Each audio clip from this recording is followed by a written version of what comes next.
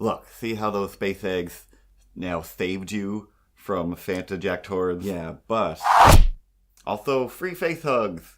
What's so wrong with face hugs? So much is wrong. So much wrong. This face hug hurts my insides. It's gonna get very worse. Ripley, start the show.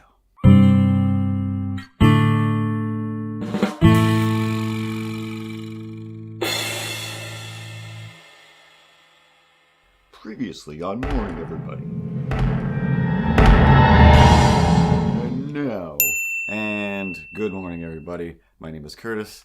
And of course, we all remember this thing tried to murder me last episode. And now, sometimes things get worse before they get better. And there's a new Alien Covenant, I think is the name. Covenant? Alien stories always have weird names. But there's a new movie coming. Saw the new trailer. Morning, Ripley. You should be excited because, of course, I've said this a million times before, there's so many great Alien and or Predator combinations and not combination stories in comic book form. But a lot of times, I don't know. I keep wanting to. I keep looking forward to it. I keep getting excited. I want to love it. The last, I don't even know now, however many Alien versus Predator movies there have been, and the last few Predator movies have just been like, I see. So you got the gist of how powerful these things are, but you never read a story ever in your life. You never read a story? You know what some cool action shots are, and then you decided to make a movie. I see what you did there. I get it. Lots of people do that, and it's fun to do. That's why when I make my stop motions, it's just about here's a thing moving and then we're done. It's not about a big advanced story. But hey, if somebody gave me millions and millions of dollars, I'm gonna try to make sure I say story. I get too far ahead of myself. It doesn't even need a story. I just want it to make a little bit of sense. Set up your rules, follow those rules, and keep to it. And you don't need a million of stuff. You don't need a million of stuff. And so far, I don't think they've quite done that. And that's the best way. Like the Great Wall movie. Hey, that's a pointless movie. Once you have a billion of something coming at somebody, who cares anymore? It doesn't matter. It's all whoever's going to win is going to win. I mean, or whichever character's going to survive. It just doesn't matter. The fact that anybody survives just doesn't make any sense at all. So you gotta make things make some sort of, you need to balance somewhere. Even within Aliens and the first Alien and Alien 3, where odds were pretty much impossible to survive, there was still some windows of opportunity for the human characters, or at least a few of them, to make it through that. And that's why we like those movies. That's why we can relate to them and appreciate them, because there is some sort of means of escape. Too many horror movies now are just all about, it's impossible, there's no way to escape. Okay, then everybody should be dead by the end of this movie, so I don't care anymore. Either way, the new trailer looks awesome. It does make me think that it's, well-paced. There's some suspense and good-looking alien creatures and whatever. I don't know. I still like the first three. Even the third one, people act like it's garbage. I still think it's fantastic. I've watched it 1,000 times. And it's still, again, it has that thing of like, how do you survive with the most deadly thing in the universe? And you got nothing but like some sticks and some flares maybe and a priest. Like, what do you do? And I thought everybody did an amazing job, like, in that movie. Again, it's been a little while since I watched it, but from what I remember, everybody was amazing. And of course, the second one changed everything in a few different ways. In two ways specifically. One, by being an awesome action horror monster movie thing. But the other thing it had, the first time I'd ever seen an Alien movie was late at night on regular TV, where, you don't usually see anything amazing. And at whatever it was, 1 a.m, there was a scene where they set up the automatic guns in the hallway.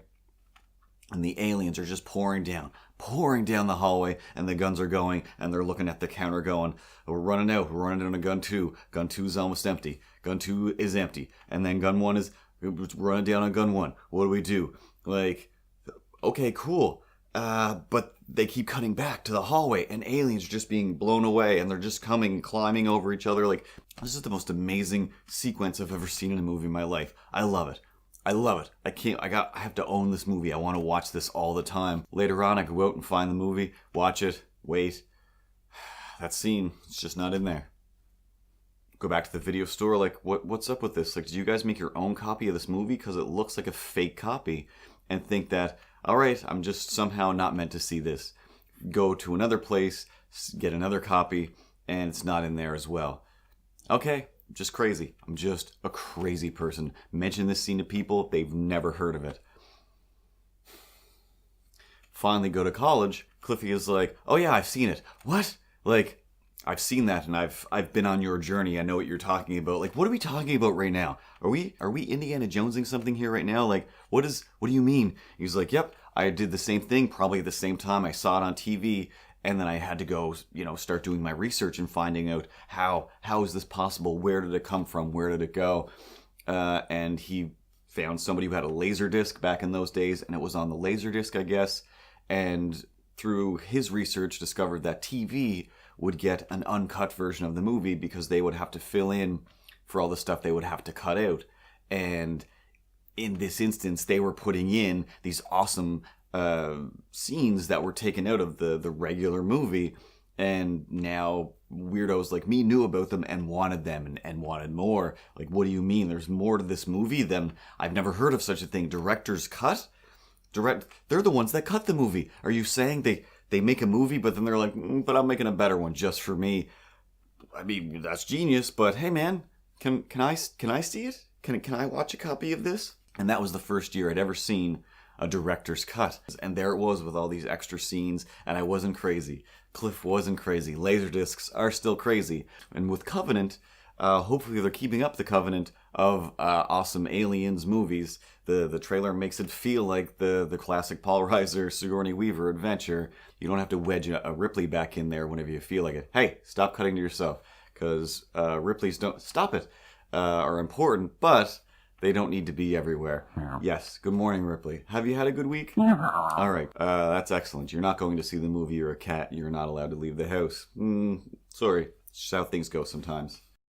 But all the Alien movies all look good. Like I said, the aliens usually look amazing, even if they're done terribly, or if the story doesn't make any sense, or if an android gets shot and then falls for no reason, then shows up later like, hey, check it out, it's me, I'm still alive. I had no reason to fall over. I was just pretending to be, shot for dramatic effect. For who, Winona Ryder? Robot? For who? Just for the audience? Because you're not supposed to know we exist. Sorry, that's just... Anyway, that fourth movie had a lot of awesome scenes. Super great scenes. As a whole movie, it made zero sense whatsoever. I can see what they want. Anyway, whoa. Cool. So, are you okay? Are we gonna pull a, you're just... Android logic wasn't going okay and you were just flipping out? Alright, cool. I gotta warn you, it's gonna get worse. We're not in space, so everybody will be able to hear us scream. And oh man, I still have no idea if you're happy, sad, angry, confused. You just hungry? You a little hungry? Do you eat? Again, I don't know if you haven't. Either way, of course, had Ripley first, and Ripley was called Ripley because of Ellen Ripley. And her name is Ripley Ellenson. And Burke came along second, so of course he became the Paul Reiser. And he of course tried to, infect her with alien space virus, as all Burks/dogs will always do. Meanwhile, back in the... Oh, awesome. Cool. Okay. So...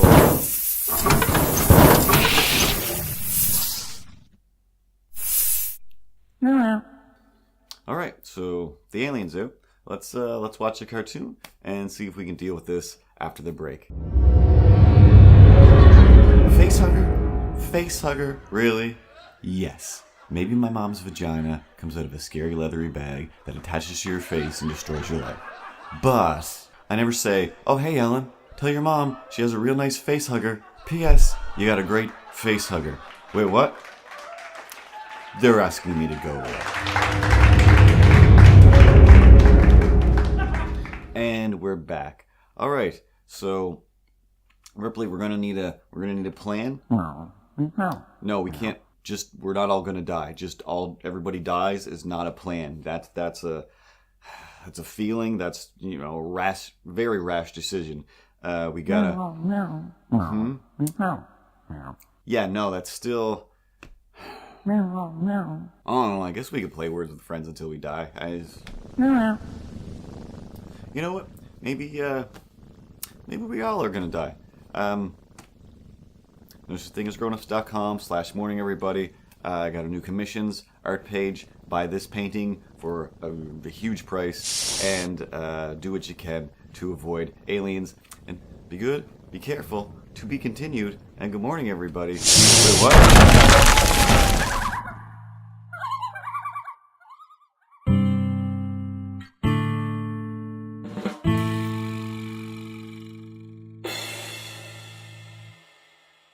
Also, free faith hugs. What's bad about faith hugs?